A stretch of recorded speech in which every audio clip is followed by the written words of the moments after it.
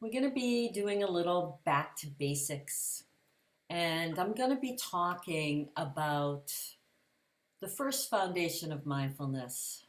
I'm going to be talking about the body as an object of meditation today. So, I've thought in the past that learning at least some of these teachings, especially how we view our bodies at a younger age, would have helped. And happily, there are others out there teaching mindfulness to children and mindful self compassion to teens. So I think we're moving in the right direction. So when we explore the body as an object of mindfulness, it truly goes against everything we've learned in our culture about the body. It's amazing all the things we've learned. Mostly that the way our bodies look is of utmost importance. Sometimes we think that's all they're here for. And I remember being in a grocery store checkout line with all of the women's magazines, as they were called then. And those magazines told me I needed to be tall, thin, fair skinned, with long painted nails.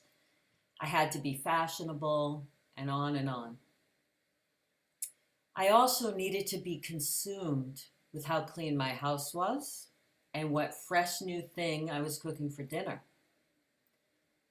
So imagine if those magazines said, inhabit your body, find a sense of ease, or learn mindfulness to wake up to our bodies, or even, do you want to feel more alive?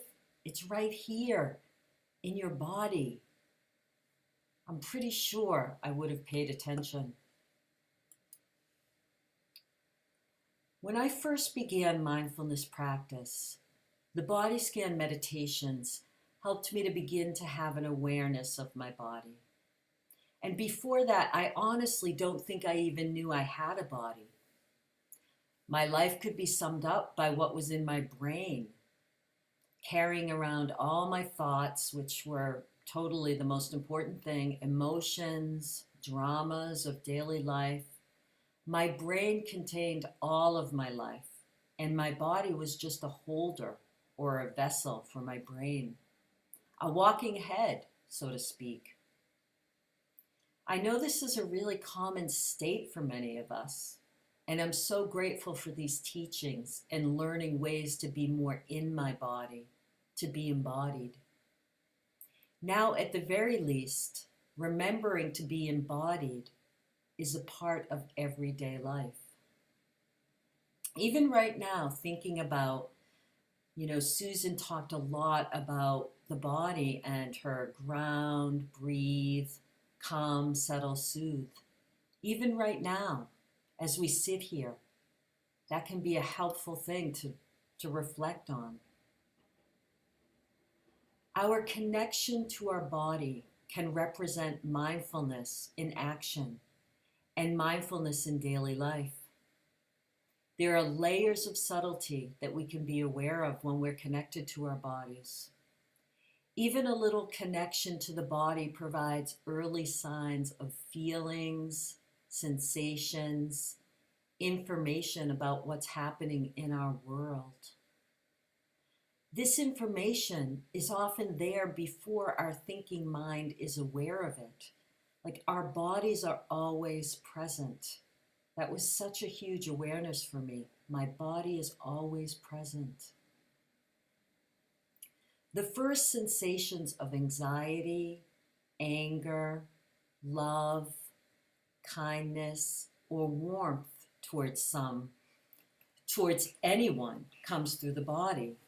If we're busily wanting, reacting, or thinking about what's wrong, we don't usually pick up on these signs. A really simple example of this is when we come into our house after a day of work. If we're walking into the house, finishing a phone call, and giving a nod to our partner or our child, That's different than coming into the space that they're in, hugging them, making space for where they are at in their day, also making space for us to connect to them. What does our body tell them about us? It takes some awareness to know how we're in our body, what we're communicating. And when we are embodied, not in our head or finishing up past moments, we're more intimate with ourselves and others. Also, pets can show us this. If my senior dog hears that I'm coming in the house, he gets up from his slumber and his whole body is shaking and involved in greeting me. He's embodied.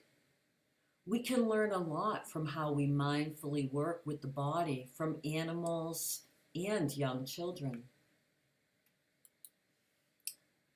So, I have a Sangha mate who was telling a lovely story about how she began to be interested in mindfulness.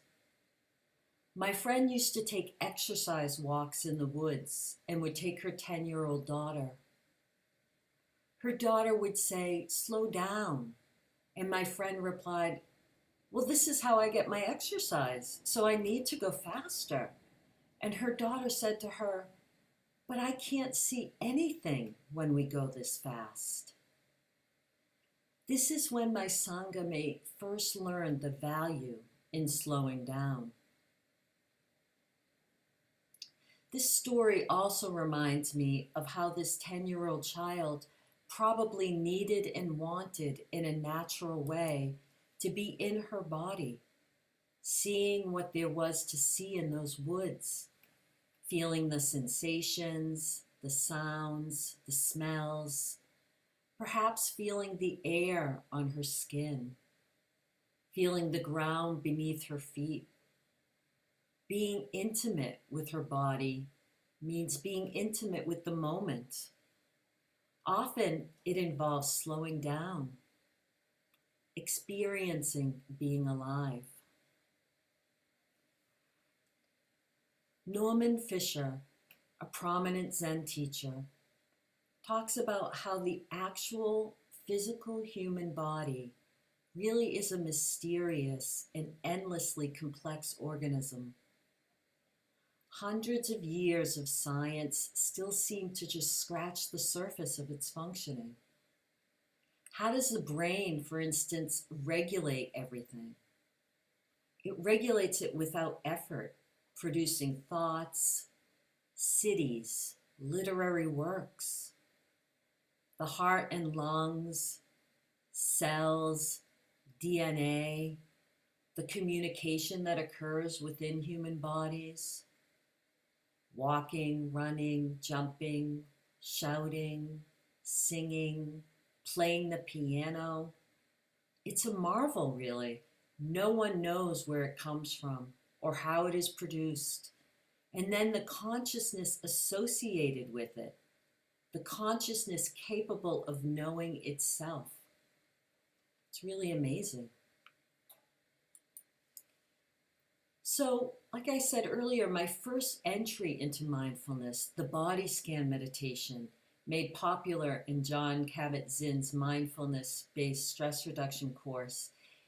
It's a detailed meditation designed to bring awareness to various parts of the body from head to toe. We'll do a little bit of this in the guided sit today. But by simply bringing our awareness to our body in detail has a healing effect.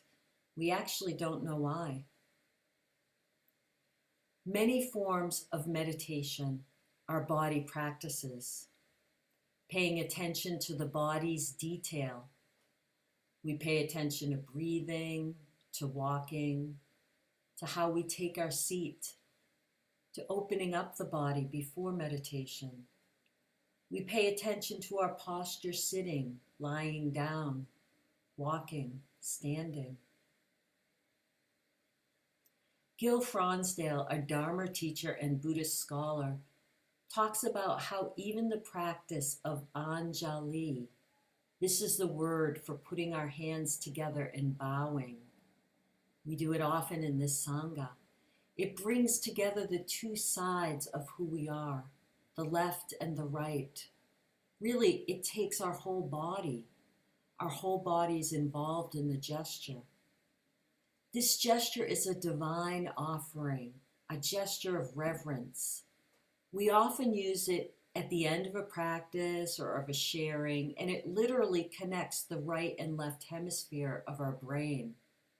Our body makes up the gesture, and I know for me, love is communicated. It's very powerful. It's different than a wave or a handshake. It brings our whole body into it. And that, I think, makes it more intimate. While we are sitting, the experience of the body itself is the focus of meditation. When the mind naturally wanders, as it will, we commit to coming back to the feeling of the body sitting and the breath moving. Like with the body scan, there's an uncanny way that returning to the body and the breath over and over with kindness in the course of one sitting or many sittings for years and decades over a lifetime, this interrupts mental proliferation. It interrupts the patterns of our minds to go toward greed, aversion, and delusion. When those patterns are interrupted and awareness returns, we experience the flow of the present moment, of being alive. The moments when everything arises and passes away. Life feels different, and somehow the body becomes identical with awareness, and there isn't a beginning or an end to it. After meditation practice, normal daily life in the body returns. There can be lightness and ease. We may feel calmer, but it's more than calm. Again, Norman Fisher says, it is the feeling of reality, of having relief from, at least for a little while, the stress of daily living. We enter a larger space, and this is relaxing. If we practice continuously, this temporary relief becomes more than temporary. The body is more than the body, and our lives are more than our lives. Our practice becomes a conviction, and our body and our mind has a calm confidence. As my friend's daughter so aptly observed, when our bodies go too fast, when they are not aware, we don't see anything, and that can cause stress. So, thank you for your kind attention.